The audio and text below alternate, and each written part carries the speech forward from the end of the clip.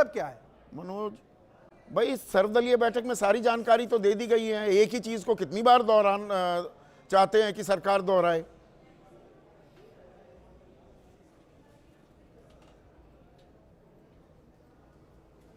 हाँ जी, हमसे पूछ रहे हैं। हाँ मनोज, आप ही से। जी, आवाज थोड़ी कम आ रही।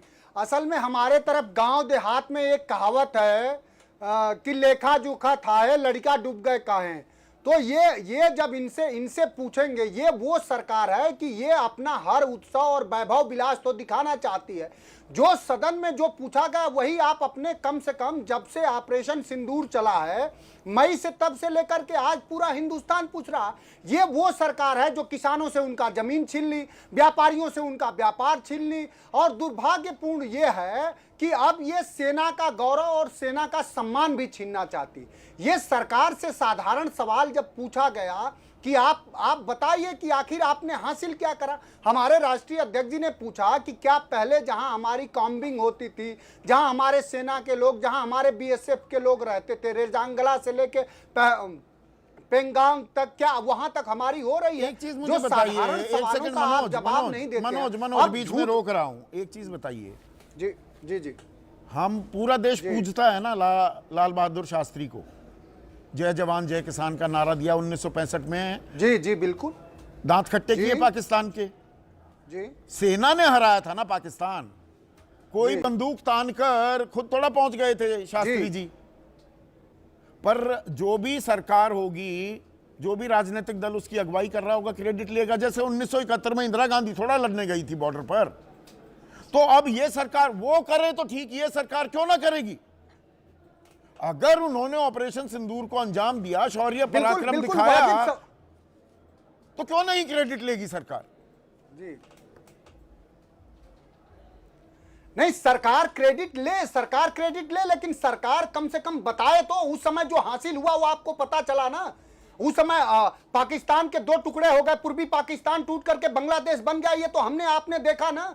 कारगिल में जो हमने हासिल किया वो तो देखा ना। जो हमारे लाल बहादुर शास्त्री जी ने जो हासिल किया वो तो दिखा। अब ये सरकार से पूछा ये जा रहा है कि जब सेना हमारी, पूरी दुनिया में ये बात थी, जब प्रधानमंत्री ने देश की सदन में बता दिया कि जेडी वेंस बात करते रहे और उन्होंने बात नहीं किया, तो वही प्रधानमंत्री से पूछा जा रहा है कि जो दुनिया भर के राष्ट्राध्यक्षों का अपने ट्वीट से कोट कर देते हैं, तो वो वही कोट डोनाल्ड ट्रंप को क्यों नहीं करके कह दे रहे हैं कि आप झूठ बोल रहे हो, यू आर लायर, आप झूठ बोल रहे हो, आप अरे गलत भाई, बात जब कर रहे हो। बोल दिया इतनी हिम्मत तो किसी तीसरे देश के नेता ने कोई युद्ध नहीं रुकवाया। हमारी बात पूरी हो जाने दीजिए प्लीज। हाँ, मेरी बात पूरी हो जाने दीजिए। एक बात के कहने के कई संदर्भ होते हैं, उनका नाम ले, वो तो लगातार इंडिया और मोदी नाम लेता है। आपको पूछना, ये हमारा देश, प्रधानमंत्री से इसलिए सवाल हो रहे हैं कि देश के संसाधनों का प्रयोग करते हैं प्रधानमंत्री। उस देश में, एक लोकतांत्रिक देश में वो चुने हुए हैं, हमारे सबके प्रधानमंत्री हैं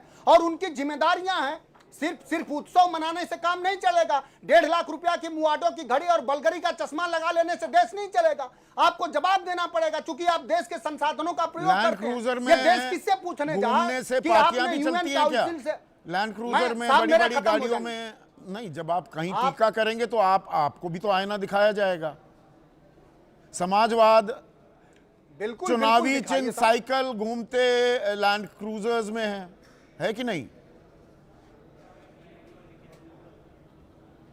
नहीं, समाजवाद आपको वो भी समाजवाद नेताजी का याद करना चाहिए कि जिस समय नेताजी 1996 में जब देश के रक्षा मंत्री थे, तो उस समय रक्षा बजट हमारे संपूर्ण जीडीपी का 2.3% खर्च हो रहा था।